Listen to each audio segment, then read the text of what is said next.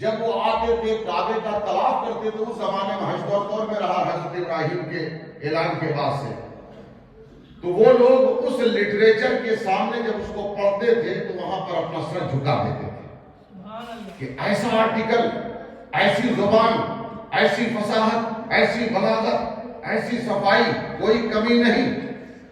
اب جب قرآن کا نزول شروع ہوا تو قرآن جب نازل ہونے لگا تو 7 آرٹیکل جو ٹاپ آرٹیکل تھے عرب کے ماہرین کے، پڑھے لکھے لوگوں کے، جو زبان پر دسترس رکھتے تھے، ان کے آرٹیکل 7 آرٹیکل کعبے کی دیوار پر لٹکے ہوئے تھے۔ حضور نے کہا جاؤ سورہ کوثر کو اسی کے بغل میں لٹکا دو۔ سبحان اللہ۔ اس کو تفسیر حسنات میں بھی لکھا گیا، سورہ کوثر کو ان ماہرین جو ایکسپرٹیز عرب کے، ان کے آرٹیکل کے سامنے سورہ بقرہ کو نہیں لٹکایا گیا، سورہ انعام کو نہیں، سورہ آل عمران کو نہیں، ذرا غور کیجئے، سورہ مائدہ کو نہیں۔ یہ بڑی بڑی سورتیں، قرآن کی سب سے چھوٹی سورت، اسے لٹکا دیا گیا۔ عرب کے لوگ آئے اور آنے کے بعد اپنے ماہرین کے آرٹیکلز کو پڑھا، پڑھنے کے بعد دیکھا کہ ایک چھوٹا سا کاغذ پہ لکھا ہوا آرٹیکل ہے، اس کے سامنے گئے، پڑھا، اِنَّا أَعْطَيْنَاكَ الْكَوْثَرَ فَصَلِّ لِرَبِّكَ وَانْحَرْ إِنَّ شَانِئَكَ هُوَ الْأَبْتَرُ۔ بیک زبان بولے ما ھذا کلام البشر۔ سبحان اللہ۔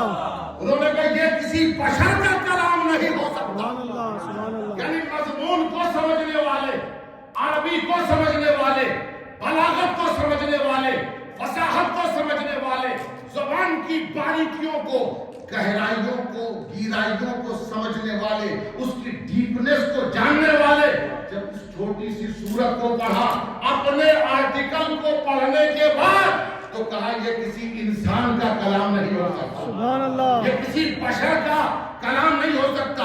اب آپ سوچیں کہ اس میں کیا ہے؟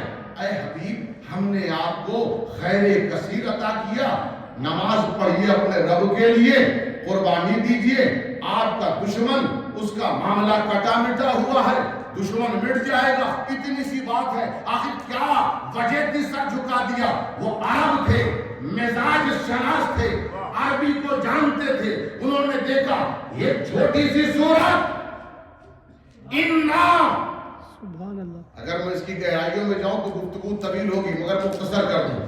ایک چھوٹی سی سورت، جب کہا اِنَّا، اِنَّا کے معنی ہم نے، آتینا، تم کو عطا کیا۔ سبحان اللہ۔ ہم کون؟ یہ ہے اللہ۔ عطا، کوثر، سبحان اللہ۔ کوثر، خیر کثیر، کوثر ایک نہر کا نام ہے جو جنت میں اپنی لامحدود وسعتوں میں پھیلی ہوئی ہے۔ خیر کثیر، ہر خیر، اس کو بھی کوثر کہا جاتا ہے۔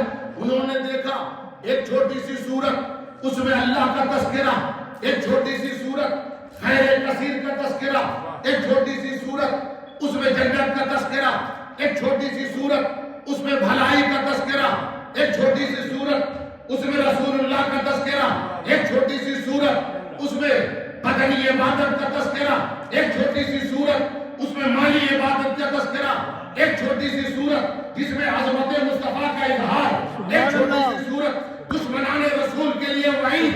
جب انہوں نے اتنا سب دیکھا تو سمجھ گئے ارے جب سورہ کوثر کا یہ عالم ہے تو معلوم ہے کوثر ہے۔